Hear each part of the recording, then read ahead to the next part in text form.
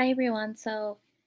My name is Pooja Patel, and I will be presenting my research project, which is workplace discrimination. So, to start out the presentation, I'm going to read a quote, and it says, "To support Black employees, business leaders must challenge biases and help employees be themselves." And this is important because Black employees or employees of color do not feel accepted in their workplace because they don't feel understood.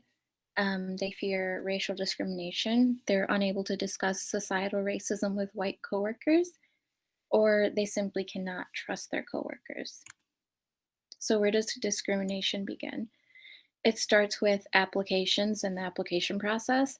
Employers do hold implicit bias, which is harboring attitudes or stereotypes unconsciously towards those of different racial backgrounds. And that includes preconceived notions, such as looking at one's name and judging it, race and gender, and then labeling negative traits. Um, a US field study I found interesting involved fabricated resumes and names. So these resumes were assigned to African Americans or Caucasian names, and these resumes all had the same qualifications and characteristics, the same degree, and they were sent out to help wanted ads in Boston and Chicago. And it turns out that white names obtained 50% more callbacks to receive interviews versus black names. Um, which definitely shows a huge um, issue with discrimination. And um, recent studies have shown that unconscious prejudice plays a role in viewing applicants and evaluating resumes. So, additional studies have used the implicit association test as part of the research method. And this was then paired with evaluating resumes at the same time. And this showed implicit biases within employers. So, one popular implicit racism test um, that is used is the IAT test, which has two, one side is labeled white, the other side is labeled black, and a characteristic um, will pop up, and the person then has to drag it to either black and white. And this was a good way to measure implicit racism. And it was found that employers unfortunately held a lot of unconscious biases. So then, structural racism, it usually involves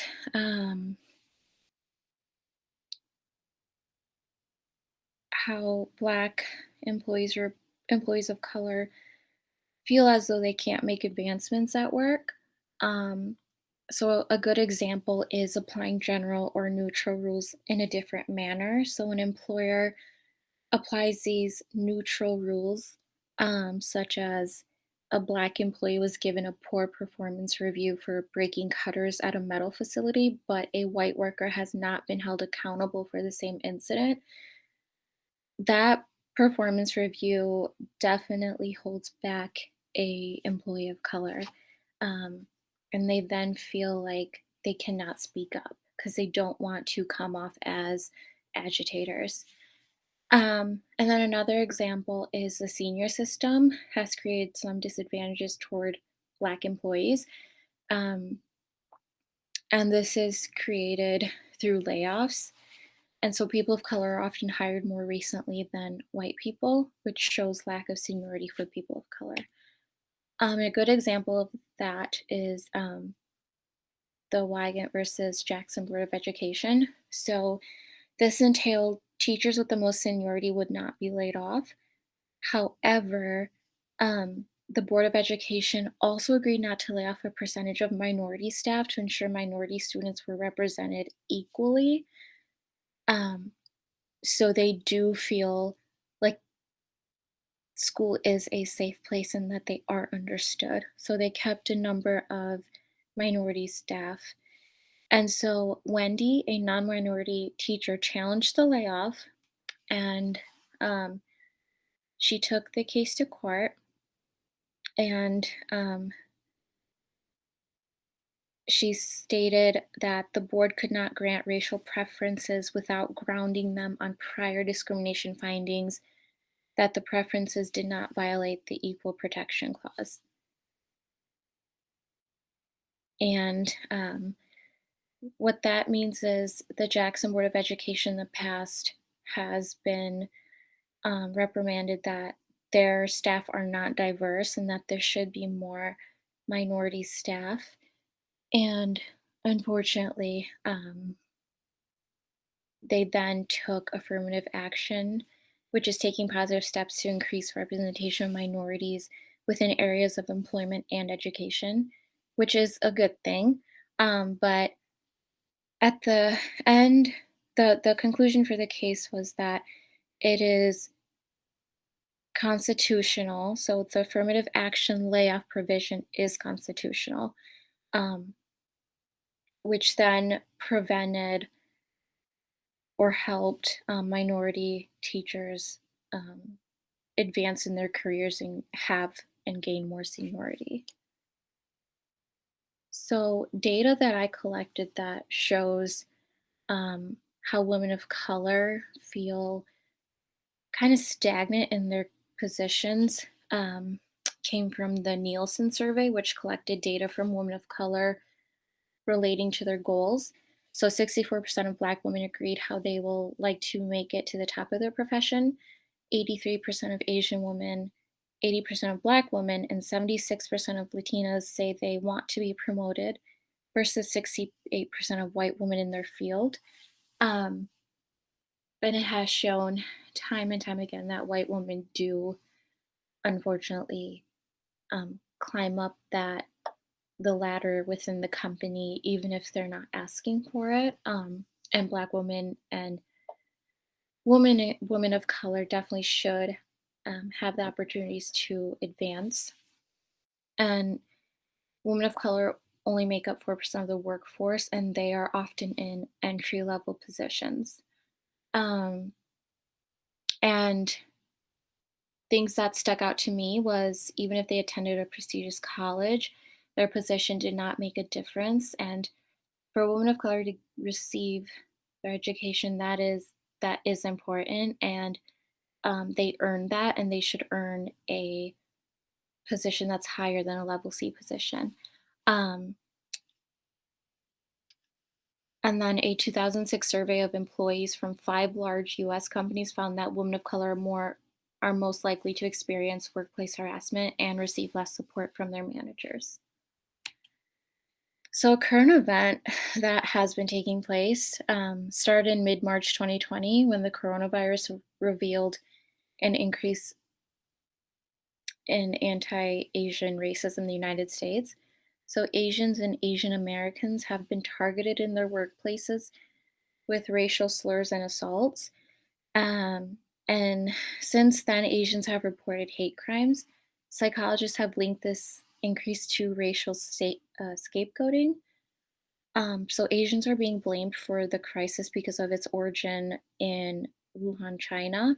And non Asians are now calling this the Chinese virus, which is highly, highly offensive. It's not appropriate at all. Um, and it's been proven minority groups are being targeted. And with that being said, Black and Brown employees, along with their families, are also being overrepresented in vulnerable occupations. And individuals are also vulnerable to trauma from racial inequalities outside of the workplace. Um, with that being said, Black and Brown workers' engagement at work is minimal due to being unable to discuss societal racism or being understood at work, which has a negative impact on their well being. So, there's 4 solutions, and the first one is to build a diverse build a diverse workplace, which encourages employees to talk about racism and having those hard discussions. Um, and because many employees feel uncomfortable having an open discussion about racial biases, um, again, that those hard discussions need to take place. Um, the second step is to help white colleagues contribute to the conversation of race. So it shouldn't be fully relied on Black individuals in higher positions to bring about a discussion that is very heavy and very raw. Um, it should be a collective thing that happens. Um, if real systematic change is going to happen, it has to come from the white majority who often are in positions that give them greater leverage. Um, and then hurtful comments become normalized when they're not addressed. And again, that affects a person's well being, especially hinders their growth at work. Um, and if all of that can be prevented, people of color can bring their authentic selves to work, and they also bring real and educational information to those around them, along with real life experiences that people can learn from. The third step is for managers to learn how to support Black employers. So that would entail proper training and appropriate resources when working, such as if they need additional training, and just to create that safe space at work. Um, Continuous support and encourage advancements within the organization. And then humility is a very important factor in this. So managers and supervisors cannot be the source of discrimination, and they also need to be non-defensive and be able to say I was wrong, or how about you correct me when I'm wrong or address something incorrectly, um, which calls for courageous leadership. The fourth step would involve cultural competency training, such as anti-racism training, and cultural sensitivity and awareness can prevent racial microaggressions towards people of color. So laws in place that should help is the federal equal employment opportunity, which prohibits employment discrimination based on race, color, religion, sex, or national origin. And that was passed in 1964 within the Civil Rights Act.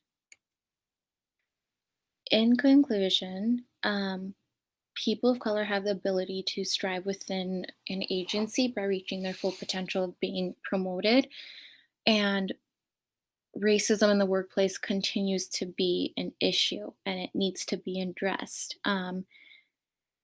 And we all need to realize how racism in the workplace really hinders growth for people of color, and that there are solutions in place to heal all of this. And these are my references, and I hope you guys enjoyed.